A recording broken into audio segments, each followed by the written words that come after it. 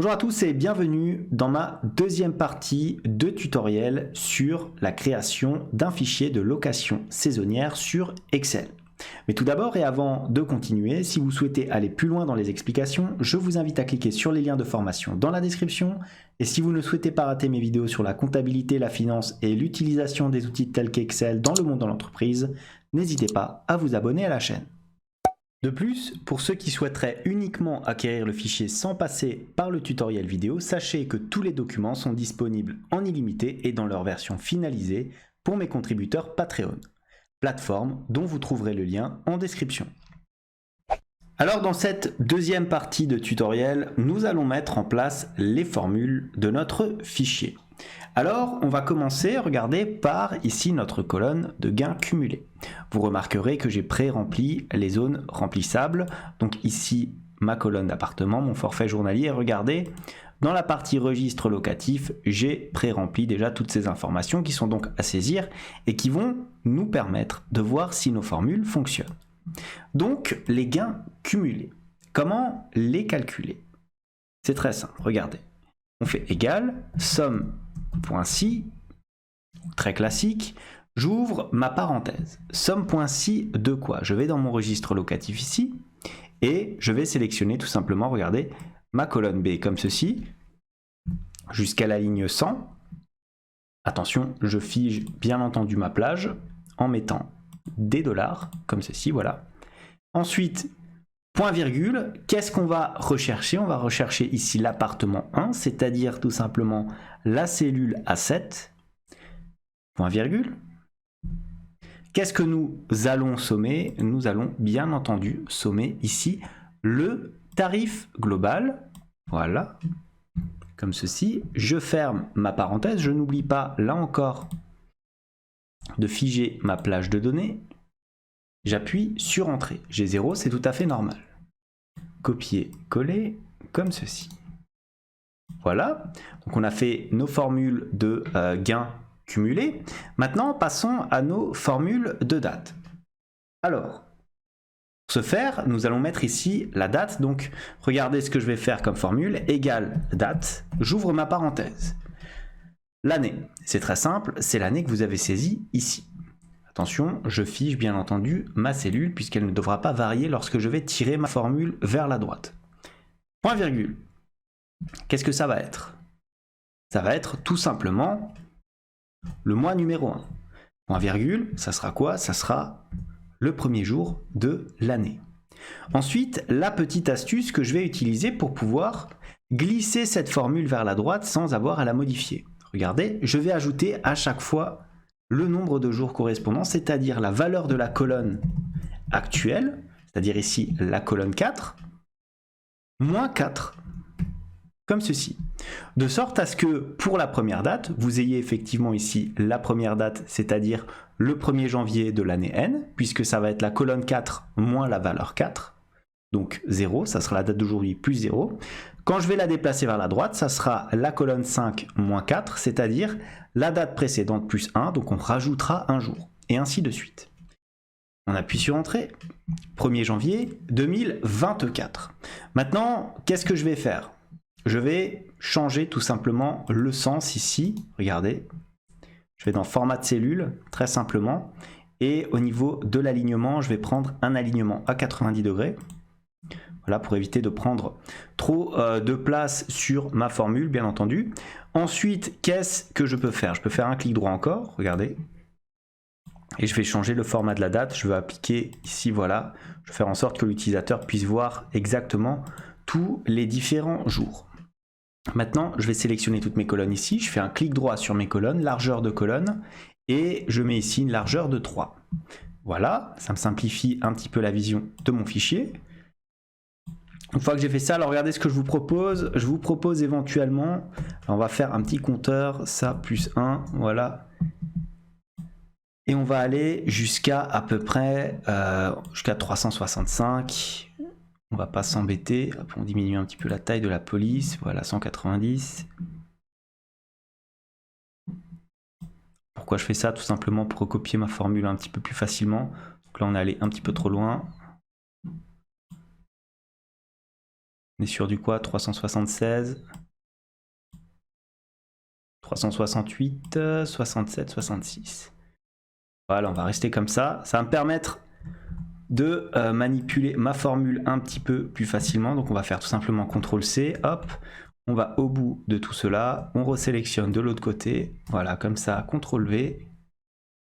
Voilà, maintenant, on tire un petit peu tout ça, on centre l'ensemble de nos différents éléments, là aussi, voilà, c'est parfait. Maintenant, ce que je peux faire, hein, c'est bien entendu supprimer cette ligne-là, qui n'a plus lieu d'être. Donc voilà, on a toute notre année. Une fois qu'on a fait ça, hop, je retourne ici.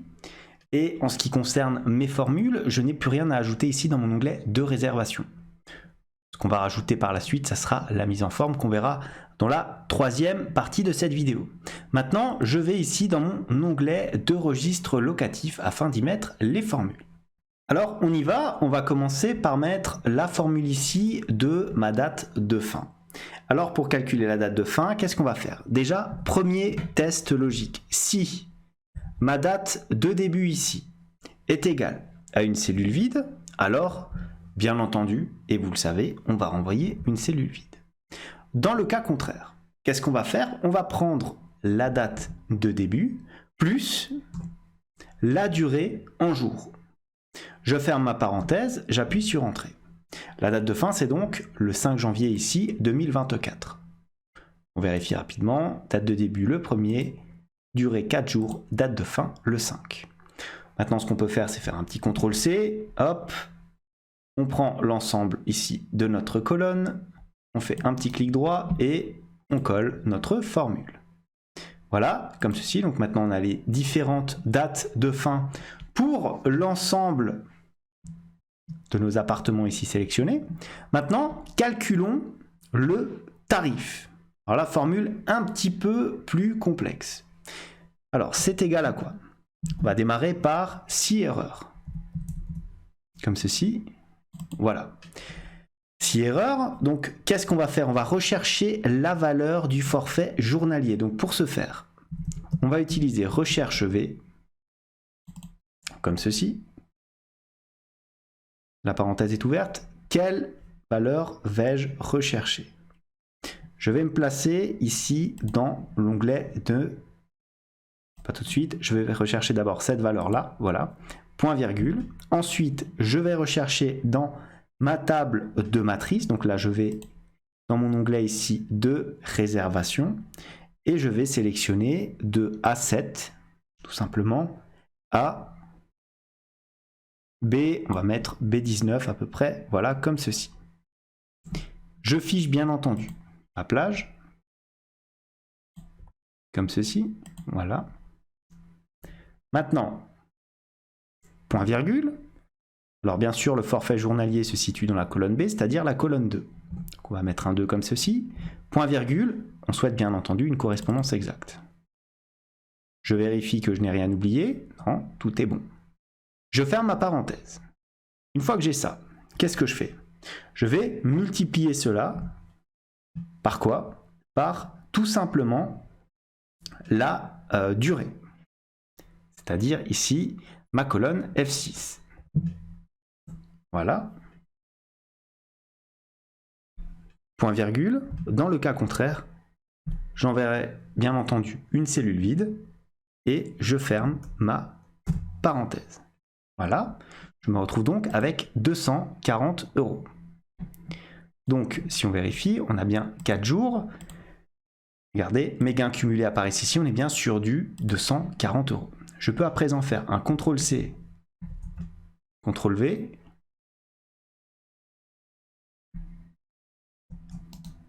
Voilà. F2X comme ceci. Et là maintenant ce que je vais faire, c'est que je vais bien entendu recopier ici. Regardez, encore un petit élément. Recopier ma petite formule de date. Bien sûr, au niveau de l'alignement, on fait comme cela. Hop, les nombres en format date avec un jour précis. Voilà. Alors, ce qu'on fait, hein, comme tout à l'heure, on sélectionne les colonnes, on diminue Comme ça, voilà. Une fois qu'on a fait ça, on peut bien entendu tirer tout ça vers la droite. Comme ceci, hop. On peut faire éventuellement un CTRL-C.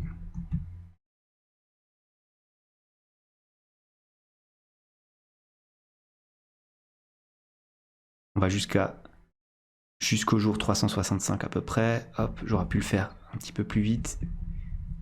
Voilà, normalement, si je fais un CTRL-V ici, je me retrouve avec l'ensemble de mes dates. Voilà, on va tout au fond de ma formule. 29, 31. Voilà, donc tout le reste, tout ce qui vient après ma date limite, bien sûr, je le supprime. Hop, voilà. Voilà, donc on a mis ces formules-là. On est bon pour la formule de date de fin, la formule de tarif et pour la formule de gain cumulé. C'était tout pour cette deuxième partie. Comme d'habitude, si cette vidéo vous a plu, n'hésitez pas à la liker, la commenter. En tout cas, moi, je vous dis merci et à bientôt pour la suite et la fin de ce tutoriel.